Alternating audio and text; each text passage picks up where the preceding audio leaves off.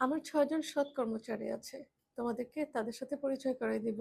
আমি যা জানি সব তারাই শিখিয়েছে। কাঁচা হলুদ, আমলকি, লেবু ও আদা, সাথে সামান্য গোলমরিচের গুঁড়া, সব উপকরণ ভালো করে ছেঁচে হালকা উষ্ণ গরম পানিতে খালি পেটে এটা খেয়ে নিলাম। আজকে সকাল সকালই নাস্তা করে ফেলেছি। আজকে ২ টা সিদ্ধ ডিম খেয়েছি নাস্তাতে। আজকে যেহেতু রোজদের স্কুল নাই, তাই বেশ একটা অলস সময় কাটাচ্ছিলাম বাসায়। আমসত্ত্বটা সয়ে ভিজিয়ে ছাদে দিয়ে আসছিল। গতকাল যেহেতু অনেক মোটা করে লেয়ার দিয়েছি, তাই নতুন করে আজকে লেয়ার দিইনি। কিন্তু রোদের তাপমাত্রা দেখে এমন মনে হচ্ছে যে আরেকটা লেয়ার দিলে বেশ ভালোই হয়। এর জন্য ২ টা আম নিয়ে সোজা চলে গেলাম ছাদে। ভেবেছিলাম একটু ব্লেন্ড করে দিব।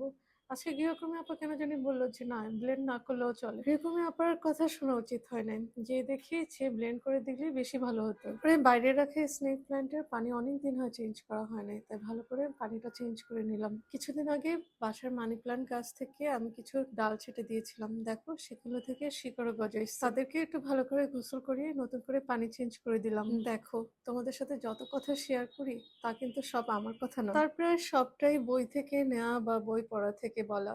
আজ তোমাদের সাথে আলোচনা করব দুশ্চিন্তা সমাধানের পথ, যা ডেল কার্নেগির লেখা বই থেকে বলা। হ্যাঁ, যে কথা বলতে চাচ্ছিলাম, আমার ৬ জন সৎ কর্মচারী আছে। আমি যা জানি সব তারাই শিখিয়েছে। তাদের নামগুলো হলো কি, কেন, কখন, কে, কেমন করে আর কোথায়। আমাদের দুশ্চিন্তা দূর করার জন্য প্রধান ৩টি ধাপ মেনে নিতে হবে।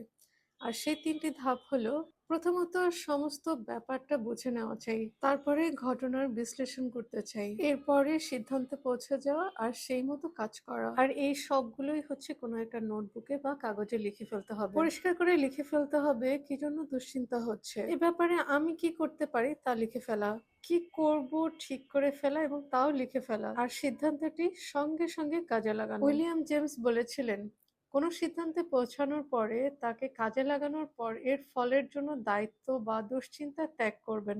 তার কথা হলো, তথ্যে নির্ভর করে কোনো সিদ্ধান্ত এলে কাজে নেমে পড়ুন। কখনোই পূর্ব বিবেচনা করবেন না, ইতস্ত করবেন না, আত্মসন্দেহে দোদুল্যমান হবেন না, তাতে অন্য সন্দেহ জাগে। পিছনেও তাকাবেন না। এই পদ্ধতিটি এত কাজের কেন?